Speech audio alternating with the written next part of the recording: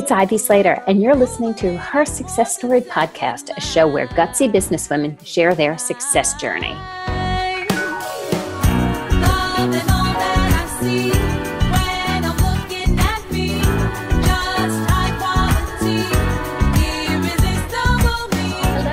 Welcome to today's episode of Her Success Story.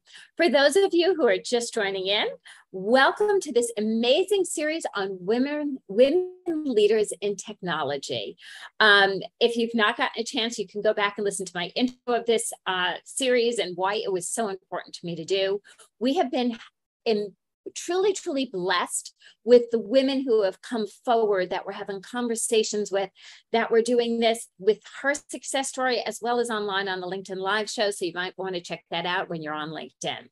Today's guest, Susanne Tedrick, is currently working as a technical trainer at Microsoft. In her work, Susanne delivers skill-based, outcome-driven training on Azure platform from some of Microsoft's leading enterprise clients. Susanne is a Microsoft Certified Educator and a Microsoft Certified Trainer. In her spare time, and she is a busy woman, Susanne also is the author of Women of Color in Technology, a blueprint for inspiring and mentoring the next generation of women technology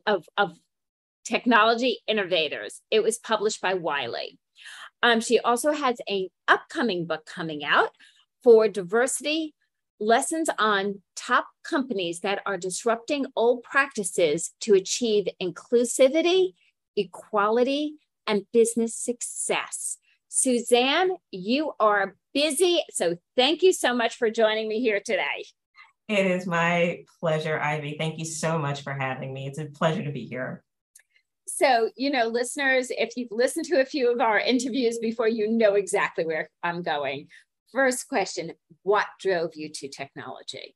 What was that driving force? How did you land in that career path? Well, it's funny, Ivy. So I didn't start out in tech. I actually started out in working in financial services, mostly in admin and operations type roles. And the rationale behind that was a number of different things, personal circumstances, and also just this, really not really sure of just where exactly I wanted to necessarily be or what I could do. But my love of technology is something that I've had since I was a little girl. I talk about this very often, but my dad and I would bond over our shared love of computers and electronics. So he would bring those into the house and I play with them until 1 a.m., 2 a.m. in the mornings. I'm just so fascinated. I'm so interested. At one point, we actually tried to repair a TV together. Wow. Impressive. We lit it on fire. But you got a bang, so to speak. It's totally good. It's all fine. But I've always just had this deep love of all things technology and related. And I said to myself further in my career that I really owe it to myself to figure out, well, where exactly do I belong in technology? Because this is something I know that I've loved and I know that I could be good at. It's just a matter of where. And so the love of technology has always been in me. And I'm not really sure how it came to be, but it just was. So in building a career, so I know you started in a different area. You started in the financial area, and then you migrated to technology. That takes guts just off the bat. When you create a career shift, is the same thing of when you decide to open your own business. There's a risk involved and there's guts involved. What was the motivation that was the time for you? Yeah, I think for me, it was, well, first off, realizing that I was never going to be happy in the career that I was in at that point. I was paid well, I was very well respected, but I didn't necessarily feel like I had growth in terms of, career opportunities. I didn't really find it very interesting. like being, right. No, no we're apologies. supposed to, like, right. There is no reason. There is no reason to build a career, build a business, a career, a life that is not fulfilling to you. Yeah, it just wasn't in many different respects. And I kind of remember something a life coach would say to me, in that if I continue down this path, right? If I continue down this path where I'm pursuing this career that I know that I don't like, I know that it's probably not going to improve with me moving and moving. If I'm saying yes to continuing to do this, I'm saying no to other possibilities. I'm saying no to finding that career happiness because I'm holding on so tightly to what I'm doing now and not being fulfilled. And so I had to just kind of have that, conversation of like, you can keep doing this, or you can take some chances and see where this goes. But you owe it to yourself to do it. And you're not really going to have many opportunities to do it either. It's like you can always, find it later on in life, but sometimes the stars align in such a way that like now is the time to take that risk. I hear it. So as you transition to a career in technology, what were some of the things that, how'd you end up at Microsoft and being a trainer with a technical platform for all their clients? That was like, wow, that's impressive. Thank you. So a lot of different steps along the way. So starting with like the actual, like, okay, I know I want to be in tech. I don't know where I want to be. So I went on this, I want to say 4 to 5 year long journey, which included me going back to school, taking on a number of different professional development opportunities, as well as academic opportunities. So doing hackathons and boot camps, understanding the basics of technology while also studying communication, so that like, okay, like I can actually sound like I know what I'm talking about. Right. We always do have to educate on ourselves, especially, and you're right. And the lingo is important.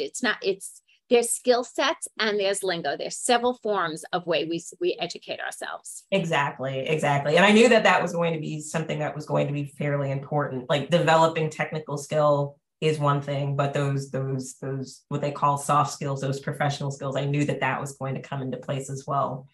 And so I'm going through this journey. I end up getting an opportunity as a technical sales internship at IBM. Interesting. Which then became a full-time offer at IBM for a few years. Very lively. And then a technical sales offer at Microsoft. So that was kind of where the progression was going. And recently I had another one of those conversations about, well, where do you want to be? What do you want to be doing more of? And through a lot of introspection and projects that I was doing, I realized that I really love educating people. I really love coaching people and mentoring people. But ultimately, I love helping other people to be successful in a way that isn't just solely based on dollars and cents. And so it was at that point that I said, I think I want to lean into that a little bit more. And so that's where the technical training job came in. I'm 3 months in. I'm drinking from the fire hose, but I love it, and I wouldn't have it any other way. I love that, and I love the reference of drinking from the fire hose, because whenever we transition anything, we start something new within our businesses. We start something new within our careers, where we are perceived as taking information in at a rapid pace. Yeah. And I think sometimes it can be a little bit daunting because you feel like so much is coming at you and you're wondering, is it landing? Am I getting it? I will say very, very candidly, in the time that I've worked at tech, it's not going to slow down anytime soon. It's more of that matter of just like, I'm going to do the best that I can, retain what I can, retain what makes sense to retain. and just get better with each iteration. So what drove you to write the book? What was the motivation about really talking about women of color in technology? Because women in technology have been the underdog for so long. Yeah, I think for myself, it's really getting back to that, paying it forward, since many people helped me along the way to be where I am now, but also just wanting to see representation, from not just women of color, but for other people of color and others to be in the field.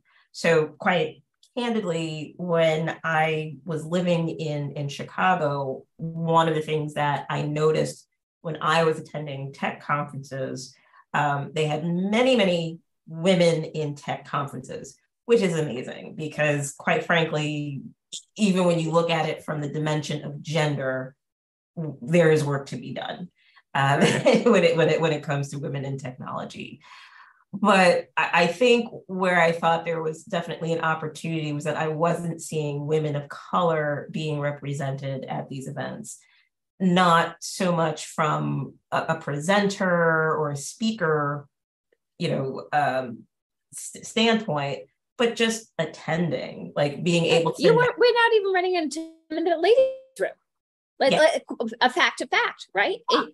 It's not that you're not even seeing it in speakers and presenters.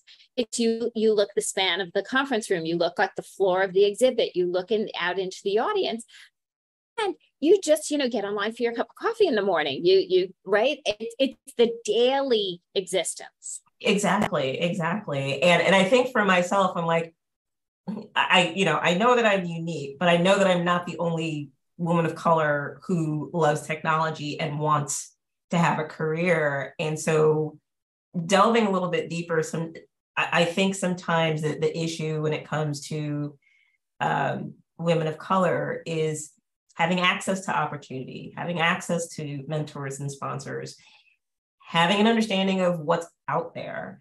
And the motivation for me when it came to the book is I'm writing the guide I wish I had when I was going through it. That makes perfect sense. You're writing the guide you wish you had. And so for any person that's reading it, I want them to be successful. Ultimately, and everyone's going to have their tribulations, their trials, and what have you. I want to minimize that wherever I can, so you can get to success faster. I think that's amazing motivation. So where do you see yourself going in the future? I mean, because you're kind of doing, you have your day job, you have your I don't want to call it a passion project because it's truly that you're taking a stand for. Yeah, that's a great question. I ask myself that all the time. I'm sure some families do as well.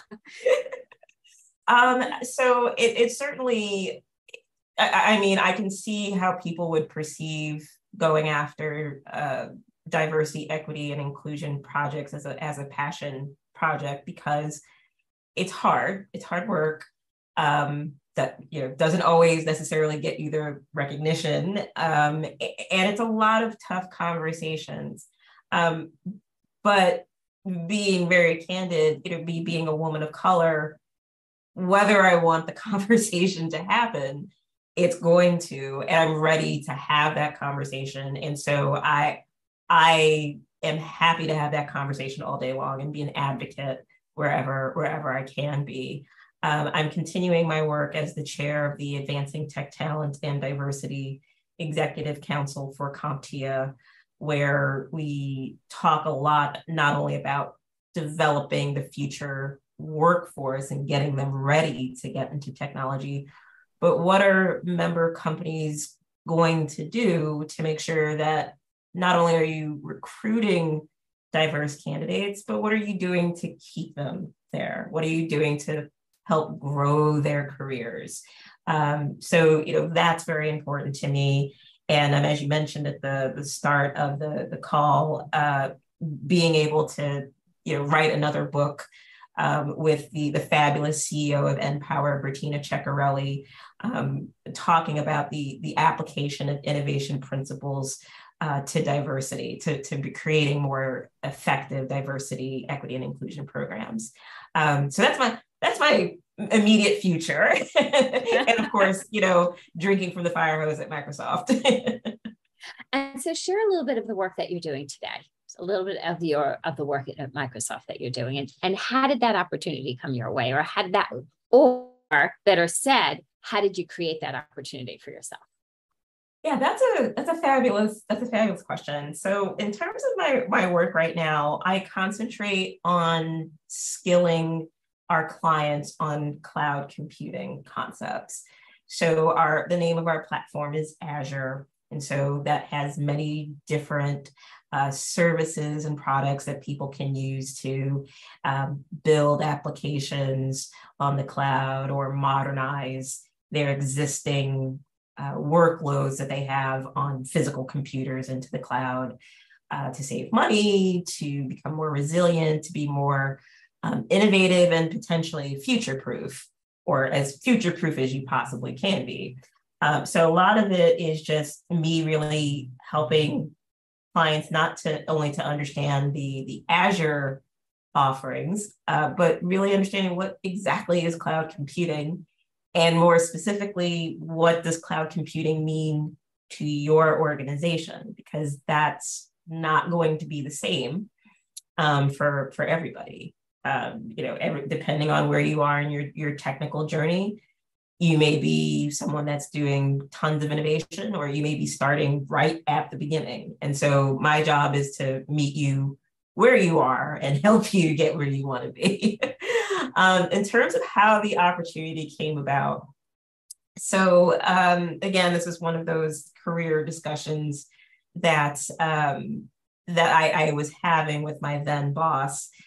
He was asking, well, what are you thinking about in terms of your next career? What are the things that you're thinking about? And candidly, I had been very, very fixated on this one particular position that was still in sales. And I think there was a point where I said, with all due respect to doing sales, there are things that I enjoy doing a little bit more. And so randomly through a project that I had the opportunity to lead with helping some college students with their capstone project, I realized that one of the things that I wanted more from my job was opportunities not only to train, but to mentor and to coach, and truly educate. Not that you can't do that in sales, but your focus is very, very different. The end goal is very different. The focus is very different. Your daily actions are different. Exactly. So like you might be doing some of these things, but the ultimate goal is going to be very, very different. And on a lark, I started looking at, well, what are other careers within the organization that might speak to this. And so again, going on a little mini career journey to figure that out. And the opportunity was there. Nice. I will be very, very candid. When I saw the job description, I'm like, I'm not qualified, but I'm going to apply anyway. Well, okay. So I want to jump in right here, because so often women are incredibly critical of where we don't have all the qualifications to apply. And it's lovely to see it starting to change. And I'm seeing it more and more in younger generation who are taking that leap, that reach, that stretch, and say, I don't have all of this, but I have like enough knowledge. I'm going to go for it. Yeah. And to be honest, that is honestly how I've been able to be successful in my career. Because even when in the back of my mind, it's screaming like, you're not qualified. I'm like, I'm going to do this anyway. And we're going to see what happens. It's funny. That's how I ended up getting the internship at IBM. Like I randomly applied to it, not really thinking anything of it. And, full disclosure, I actually had a glass of Chardonnay when I applied. So I was just like, so very, very clearly, I was just like, so what if you had something to leave behind to our listeners for women who are scaling their careers in tech, women who are curious to get into tech, women who might say like, gee, Susanne said she didn't think she was qualified and she went for it. What's the piece of advice that you would pass forward to women in technology or upcoming women in technology? Oh, there's so many things. I'll try to distill it into one point. We could do one or two. So I think that the biggest thing is be brave. Don't be afraid to take risks, even if they don't necessarily pan out. You're better for the experience. What I tell people is that my path, to where I am now, in this conversation may sound very, very, very linear, and that I didn't have any hiccups or bumps or anything to that effect.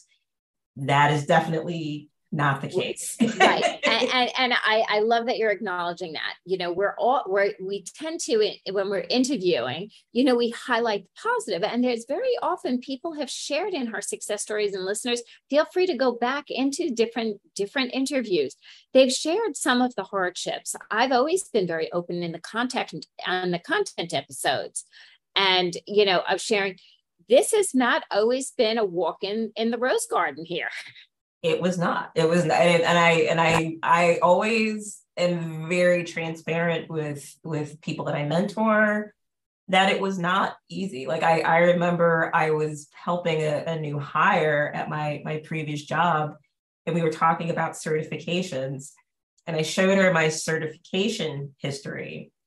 There were more fails than passes. And I'm like, I'm comfortable with that. It's like, because I did it and I learned and I got better and I eventually got that pass. And so as hard as all of this is, because it is, you have to be brave to take those risks and take those chances, even when the voices inside of you are saying otherwise, or even when people around you are saying otherwise. Like if this is something you feel passionately about, be brave and take that chance. The second is don't go it alone. And I think that's unfortunately for a lot of women in color, I think that they've had to, because they don't necessarily have access to people who are mentors and sponsors. Very candidly, when I was interviewing for the book, one of my interview subjects had revealed that, having worked in construction technology, she took, as a Black woman, she took a lot on. She did not have, the support of her peers. She didn't have a support network. So I am very grateful that in the subsequent 20, 30 years, we have more of these support mechanisms now. And I urge, all women, women of color or not, to make sure that you're pursuing support, so that when things do get tough, because they will, that you don't have to suffer in silence. You don't have to go through hard times alone. There are communities that want to help you in your darkest time and to see you succeed. And I think that's so true, an important component in everything. Create a circle of support for yourself. Know who your mentors are, who you look up to. Even in my years in my early years in printing, when so many doors were closed in my face, there was a few exceptional guys who took me under their wing and would teach and would talk and would encourage. And there were ears to listen. but know who your advocates are, and also know your number one advocate is you. Yes, which was a lesson I had to learn on my career journey. I was under the mistaken belief that, okay, I'm nice, I'm likable, and I'm smart. That's enough. And so people should just give me things. You should give me promotions and give me opportunities. And then the world was like, that's not how it works, Susanne. Nope. You've got to ask for what you want. Susanne, so our listeners can know, how can they follow you, connect to you? Yeah, so I do have a personal website called SusanneTedrick.com, which has all of my social media, as well as my upcoming speaking engagements and more information on women of color in tech, as well as innovating for diversity. I love it. And listeners, follow Susanne. She's a woman leader in the know, and there's so much more to learn. Today was the tip of the iceberg. Also, if you have found today's interview interesting, please continue to check out our Women Leaders in Technology series and let us know. Leave a message, leave an aha, leave your takeaway from what you learned today. What was that moment that you said, oh, that made a difference for me to show up. That made a difference for me to listen.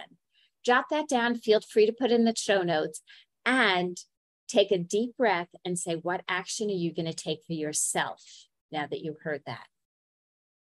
It's always about learning and about action.